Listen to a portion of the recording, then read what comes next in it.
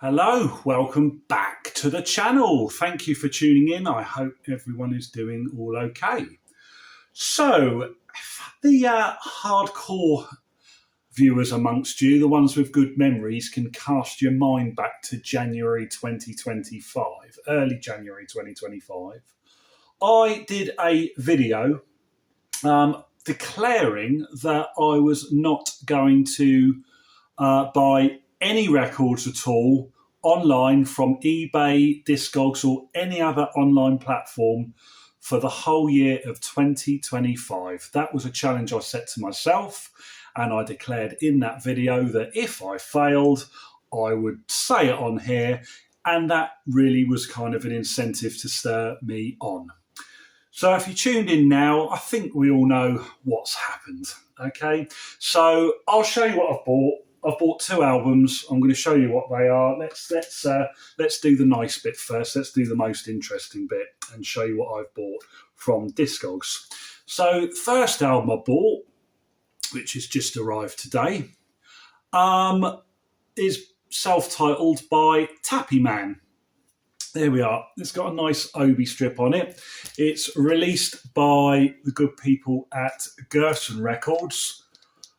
Really, really fabulous reissue label for stuff like this from, gems from the late 60s and early 70s. At the moment, they are probably the best reissue label out there. Very prolific. It's all official, as far as I'm aware. You always get information of the band, and as far as I'm aware, they're always, they use original master tapes where possible. I've been after this one for quite some time.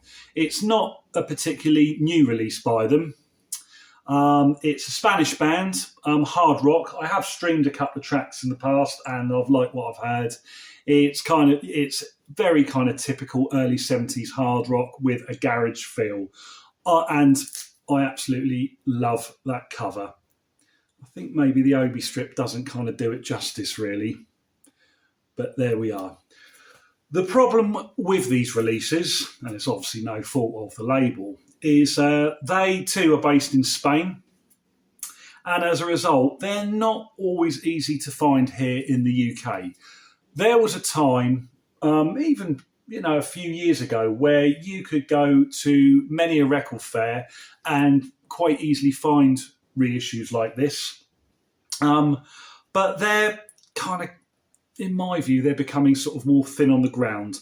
And I've never, ever seen a copy of this for sale anywhere in the UK before, until now. One turned up. It was from a UK seller that I'd used before. They were offering it at a decent price. It was the only copy for sale anywhere in the UK, and they had free postage on it. So I bit the bullet and I had it. I've been after it for years. What can I say? So that's the first record, and I'm very pleased to have that. It's a sealed record. It's not technically sealed. It's not shrink wrapped. It's got one of these style sleeves on it. So the seller, I'm very grateful to them, has removed the record from the sleeve to send it to avoid any kind of splits. But there we go. One I've been after for ages, Tappy Man. Originals of this, by the way, I think they're probably going to set you upwards of £300 and beyond, even if you can find one in the UK, which is not going to be likely at all. Okay. And the second record, which has also turned up today, is this. It is self-titled by Emergency. So I've had my eye on this for some time. I've been aware of it for some time. They are a what you would call a multi-cultural and international band. Members from different parts of the world, from what I gather. It's on CBS Records. This is a UK first pressing. And what we've got here is kind of big band, jazzy, lots of brass, lots of organ. Now, I haven't listened to this. I have actually played a few snippets of the actual record itself to make sure it kind of plays okay and there's no problems. And yes, it's what I was expecting. It sounds brilliant. Loads of percussion in there, loads of brass, my kind of music. And the record sounds fine. It was listed as near mint and a VG Plus cover. Now, I think that's a little bit of an overgrade. If you look there, there is a name written on there. We've got some wear there. I think that's more of a VG cover.